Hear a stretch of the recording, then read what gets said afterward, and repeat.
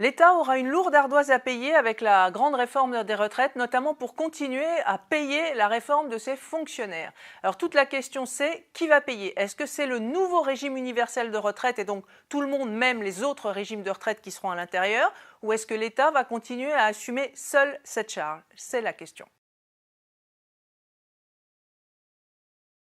En 2019, la retraite des fonctionnaires d'État, ça va représenter 59 milliards d'euros que l'État va payer. Alors, ces 59 milliards, comment il les paye? Eh bien, il y a des cotisations salariales qui sont prélevées, bien sûr, sur le traitement des fonctionnaires. Il n'y a pas de cotisation patronale. L'État ne verse pas tous les mois des cotisations pour ses fonctionnaires, mais il verse une cotisation d'équilibre en fin d'exercice qui est environ de 41 milliards d'euros. Si on reconstitue pour essayer de savoir quelle est la somme totale payée pour les retraites des fonctionnaires, donc entre les cotisations salariales et cette cotisation d'équilibre de l'État, on arrive à un taux qui est incroyable, qui est de 75%. Oui, vous m'aviez bien entendu, sur un traitement de fonctionnaires, en gros, les fonctionnaires payent 75% de cotisation retraite. Évidemment, ça pose un énorme problème puisque dans le nouveau régime de retraite unifié, le taux de cotisation sera pour les fonctionnaires le même que celui des salariés de 28%.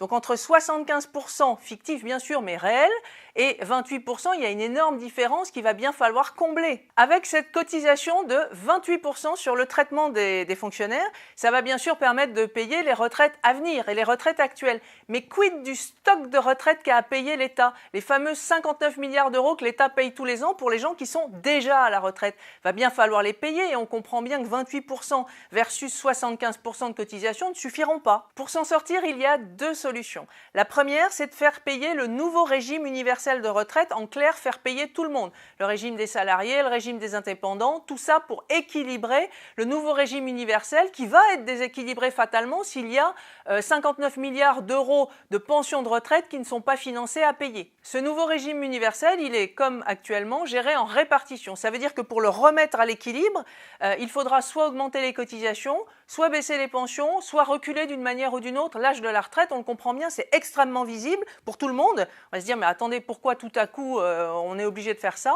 Donc c'est visible et politiquement, évidemment, c'est extrêmement compliqué. Alors bien sûr, si on fait un grand régime unifié, certains régimes de retraite, eux, sont inquiets parce qu'ils ont constitué des réserves et pas des moindres.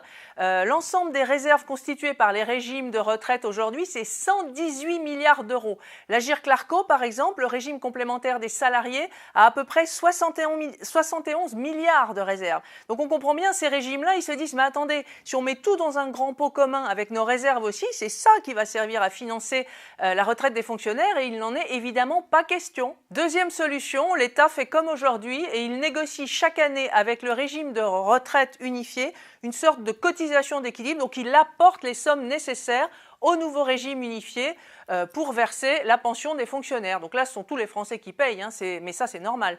C'est via l'impôt, via une ligne de crédit budgétaire, que sais-je encore. Alors là, il faudra quand même faire attention.